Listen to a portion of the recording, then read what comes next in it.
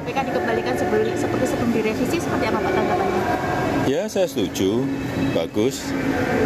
Karena itu dulu inisiatif DPR loh, jangan keliru ya, inisiatif DPR. Ya memang saat itu atas inisiatif DPR direvisi, tapi saya nggak tanda tangan. Masih di Satu Meja The Forum, inisiatif DPR loh Pak Laude. Jadi harus percaya. Boleh cerita lagi nggak dampaknya? Ya, saya ini kan sarjana hukum ya. Berapa orang ini sarjana hukum di sini? Itu kayak Pak Jokowi itu kayak bicara dengan ya anak SD kalau seperti itu. Jadi kan semua undang-undang itu baru bisa jadi kalau disetujui dua pihak. Pemerintah, presiden dengan DPR. Jadi tidak mungkin. Walaupun inisiatifnya itu dari dari DPR, kalau tidak disetujui pemerintah nggak jadi juga itu. Sebaliknya kalau pemerintah mengusulkan suatu rancangan undang-undang, kalau DPR nggak setuju nggak jadi juga itu. Jadi kalau itu ngomong itu sangat menjengkelkan itu sebenarnya. Ya benaran, itu sangat. Anda masih baper kayak ini. Nggak baper, tapi if you are keep on repeating the same song seperti itu. Kenapa jadi bahasa Inggris? Kalau kita mengulang-ulang lagu yang sama seperti itu, ya itu kan walaupun lagu cakep banget gitu kan, apalagi ini sudah lagu sumbang, diulang-ulang lagi, itu kan pembodohan itu. Itu tidak mendidik masyarakat kalau seorang mantan presiden mengatakan seperti itu.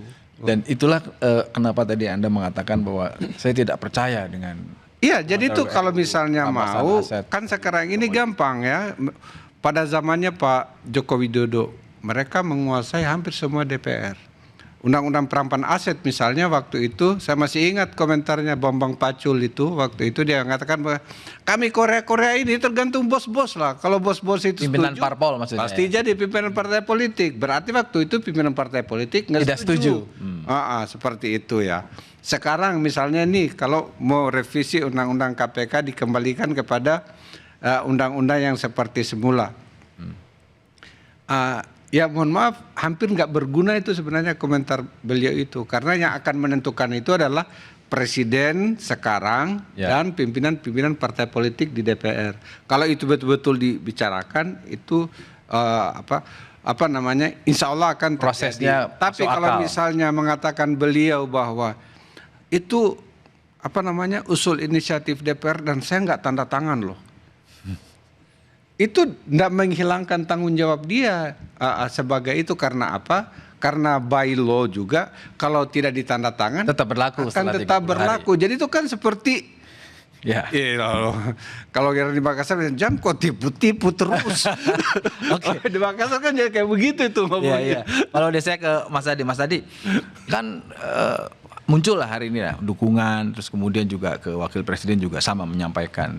Kalau dilihat dulu juga zaman Presiden Jokowi kan menguasai parlemen juga nggak kurang-kurang. Kenapa nggak saat itu juga nggak diwujudkan? Atau jangan-jangan sama juga karena saat itu hampir semua pimpinan partai politik termasuk juga presiden saat itu tidak setuju dengan RUU perampasan aset. Ya, bagi saya kalau kita mendengarkan pidato politik Presiden Prabowo beberapa waktu yang lalu yang sangat setuju dengan rancangan undang-undang perampasan aset, ya mestinya sudah tidak ada perdebatan lagi, kecuali ingin membangkang apa yang ingin disampaikan oleh Presiden. Tapi faktanya sampai sekarang? Ya artinya apa? Kawan-kawan di parlemen, partai pendukung pemerintah, dan anggota dewan yang merasa menjadi bagian dari koalisi pemerintah, menganggap bahwa pernyataan Presiden itu belum dianggap menjadi penting dan signifikan untuk segera dieksekusi. Presiden loh, dan kita juga tahu bicara tentang approval rating soal pemberantasan korupsi di era pemerintahan Pak Prabowo itu sampai sidratul muntaha Pak. Sampai ke langit ke-10 itu approval ratingnya 80%. Itu bukan angka yang kaleng-kaleng, dan tanpa angka-angka sekalipun itu sebenarnya publik sudah bisa menangkap. KPK, Kejaksaan silih berganti setiap hari memamerkan soal bagaimana penindakan mereka terkait dengan pelaku-pelaku korupsi yang dalam banyak hal tidak pernah tersentuh. Karenanya sebagai bentuk bentuk keseriusan bahwa komitmen soal memberantas korupsi yang diikhtiarkan salah satunya adalah dengan cara merampas aset para koruptor itu adalah rancangan undang-undang perampasan aset. Apalagi yang ditunggu semuanya sudah tegak lurus, Mas Yogi. Semuanya sudah sami'na wa ta'na. Ini momentum yang paling baik ya. Presiden pun sudah memerintahkan. Masa iya Presiden sudah berulang kali bicara tentang komitmen soal pemberantasan korupsi, tapi di DPR tidak jalan? Menurut saya ada sesuatu yang memang sangat layak untuk dipertanyakan. Entah itu apa. Karena kalau kita dengar satu persatu, anggota Dewan bicara tentang komitmen pemberantasan korupsi. Besok-besok tegak lurus soal korupsi. Nggak ada tempat bagi mereka dan seterusnya. Bagi saya yang paling penting adalah soal bahwa trust publik kepada DPR itu harus dinaikkan. Salah satunya adalah undang-undang ini disahkan, apalagi sudah masuk prolegnas. Jangan seperti yang sebelum-sebelumnya layamutu walayaya, kagak jelas, hanya omongan, hanya pemanis bibir, dan dalam praksisnya agak susah. Ini adalah semacam moment of the truth bagi kawan-kawan di DPR, bahwa mereka itu memang mendengarkan aspirasi dari publik. Apa sih? Bagi DPR itu penting, ditunggu PR. Dari sisi pemerintah, sejauh mana pemerintah melihat bahwa RUU perampasan aset ini sangat mendesak, dan apa aksi yang akan dilakukan mengingat Presiden ini kan didukung oleh mayoritas? Sangat mendesak, Mas Yogi. Karena perampasan aset ini kita ingin memindahkan aras hukum pidana, ini sedikit teknis Mas Yogi, dari pendekatan individu atau in personam kepada aset atau in rem. Dan ini sebenarnya ikhtiarnya sudah ada, Mas Yogi. Sebagai bentuk transparansi terhadap kerja penegakan hukum, sepanjang tahun 2025, penegakan hukum tindak pidana korupsi yang dilakukan oleh KPK, Polri, Kejaksaan Agung berhasil memulihkan kerugian negara sebesar 28,6 triliun rupiah. Ini bukan potensial, tapi faktual sudah diserahkan kepada negara. Ini kan berusaha untuk selaras dengan model penegakan hukum terkini atau modern yang mengedepankan pemulihan aset. Itu yang pertama. Kemudian yang kedua, apa pentingnya undang-undang perampasan aset?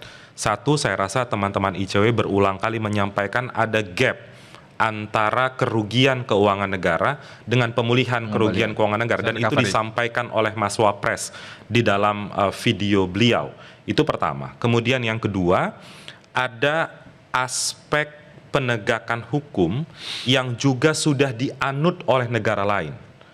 Karena ini kan turunan dari apa yang Pak Laude tadi sampaikan, ada konvensi PBB melawan korupsi, United Nations Conventions Against Corruption, yang menurunkan agar negara-negara peserta termasuk Indonesia itu menganut konsep non-conviction based asset forfeiture atau penegakan hukum yang berbasis aset. Negara-negara lain sudah melakukan, Mas Yogi. Ada Filipina, ada Australia, kita belum, ya? ada US dan Indonesia belum. Maka dari itu Presiden dan Wapres menangkap kegelisahan itu agar tidak terjadi pada atau sebagaimana tahun-tahun sebelumnya. Paling tidak, Mas Yogi, hari ini sudah mulai dibahas di DPR bahwa ada keraguan itu tidak masalah. Mari sama-sama kita kawal bersama ke depan agar partisipatif, stakeholder utama penegakan hukum agar dilibatkan, dan pemerintah sepenuhnya mendukung undang-undang perampasan aset. Sekalipun, Mas Yogi, dibahas ini menjadi suatu hal yang penting. Karena ada banyak turunan pasal yang hari ini masih diperdebatkan. Siapa yang mengawasi, bagaimana mekanisme perampasan, itu kan harus didetailkan lebih lanjut. Itu. Termasuk juga mungkin bagaimana kekhawatiran kalau RUU perampasan aset ini disalahgunakan. Kemudian ada hal-hal dari ICW punya pandangan apa? Mungkin satu hal juga yang penting juga untuk dibuka oleh publik tadi, tenaga ahli utama Bakom sudah nyampaikan 28 triliun yang sudah diselamatkan. Sudah diselamatkan. 24,7-nya dari Kejaksaan Agung. Dari Kejaksaan. Menjadi pertanyaan berapa besar nilai kerugian negaranya?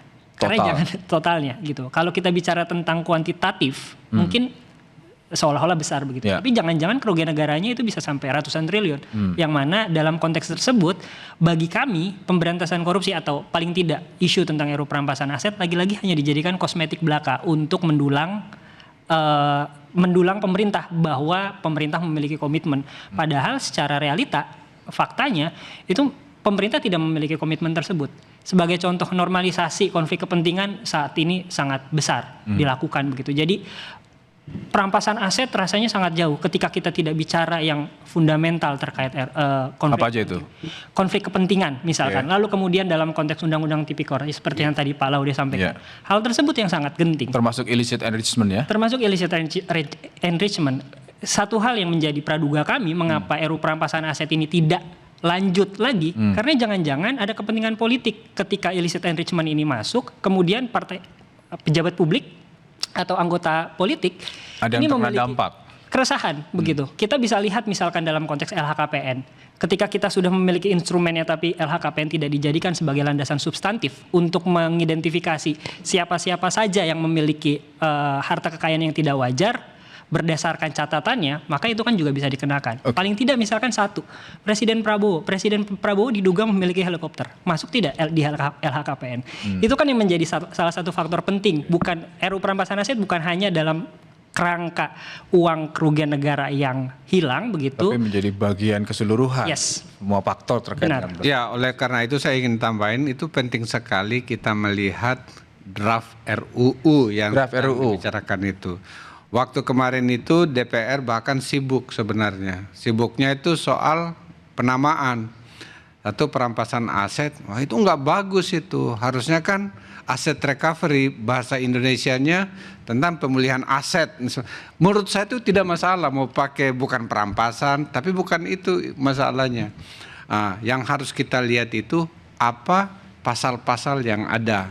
Dan sampai sekarang belum beredar, belum. Iya, ada yang kalau draft naskah yang akademik kan lama, sudah ya dari ada yang draft Badan lama Keahlian sekali, sebagian kita lihat itu pun banyak yang diberikan catatan. Sekarang belum keluar lagi yang draft yang itu. Jadi kalau mau meaningful participation seperti yang dikatakan tadi, itu harus dibuka. Yang kedua, yang kita Undang-Undang Tipikor kita itu kan nomor 1 yang belum ada ya, 1 menyuap pejabat publik asing, itu belum ada. Korupsi private sector itu juga belum ada.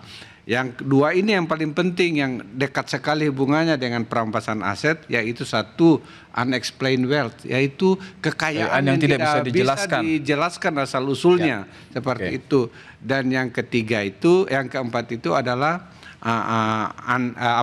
illicit enrichment, memperkaya diri sendiri dengan. Pak Laude, nanti kita akan dalami, kita harus jeda dulu. Tetaplah di Kompas TV.